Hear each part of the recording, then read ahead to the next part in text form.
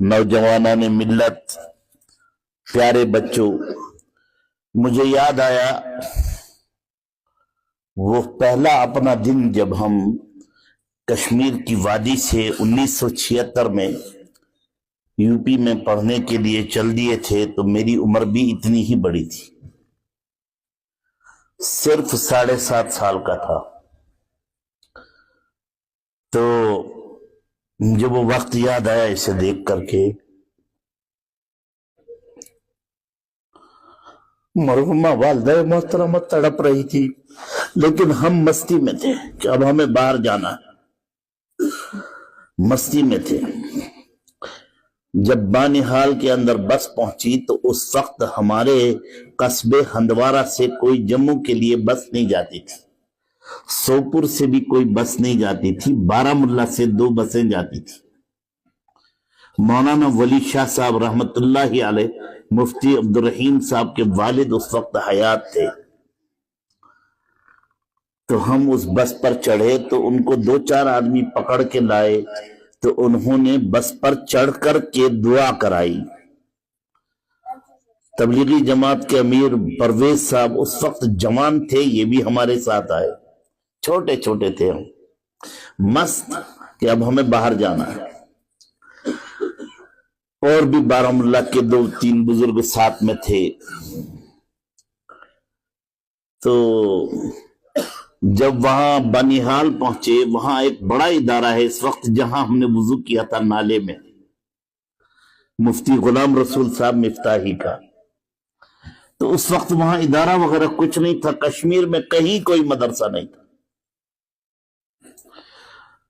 تو وضو کیا، نماز پڑھی، سب مست ہیں چھوٹے چھوٹے، اس میں مفتی عبدالرحیم صاحب ہیں، میں ہوں، مولوی عنایت اللہ صاحب ہیں، ایک بھائی عبدالمجید تھے، اور چھوٹے چھوٹے بہت سارے بچے تھے، جن میں سے پھر اب 5-6 ہی اخیر تک پہنچے، باقی سب واپس، کوئی 2 سال کے بعد، کوئی 3 سال کے بعد، کوئی کچھ کہیں۔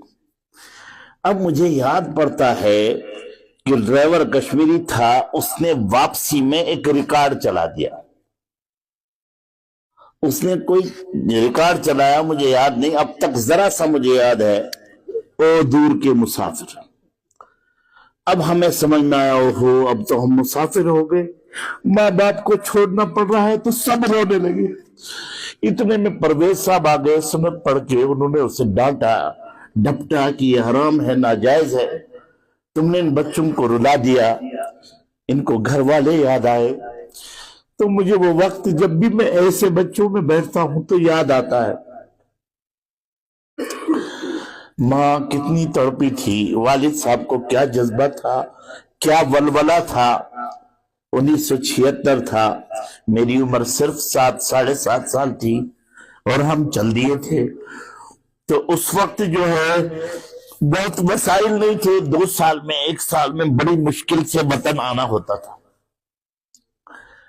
تو میں نے ایک دن والدہ محترمہ سے کہا کشمیری زبان میں، اشن وریس من زہ کندہ کوکر ماز کی موت کی زچ کندہ نچ کندہ سامن کی موت، تاکہ ایسی دیوان دال وال سویس کھوا۔ تو میری ماں بے ہوش ہو گئی کہ اچھا یوں تو اس وقت یعنی مشکل زندگی۔ تو میرے بھائی نے مجھ سے کہا آئندہ کبھی مت بیان کرنا۔ وہ بھی دھاڑے مار کر، بہنیں بھی دھاڑے مار کر رونے لگی کہ اس علم کی خاطر ایسی ہی تکلیفیں برداشت کرنی پڑتی ہے جو انبیاء علیہ السلام نے برداشت کیے۔